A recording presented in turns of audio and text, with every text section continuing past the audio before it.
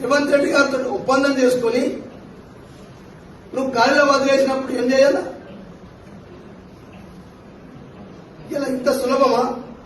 6 BRS party, 6 MIM, 5 స్వతంత్ర సభ్యులు, ఇలా 11 మంది కాంగ్రెస్, ఇన్ని నలుగురిని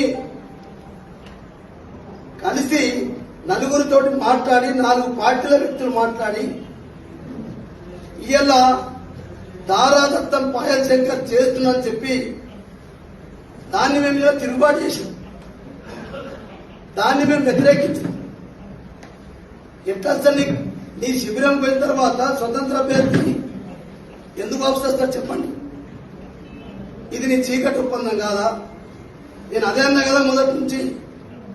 భారతీయ జనతా పార్టీ శాసనసభ్యుడు deputy floor leader Payal Shankar గారికి, రేవంత్ రెడ్డి గారికి లావాదేవీల విషయంలో చీకటి ఒప్పందం ఉన్నది. ఇది నీ బయటపడ్డది, నీ వివరం బయటపడ్డది. ఇది భారతీయ జనతా పార్టీ కాదు, ఇక్కడ ఇది పాయల్ శంకర్ భారతీయ జనతా పార్టీ.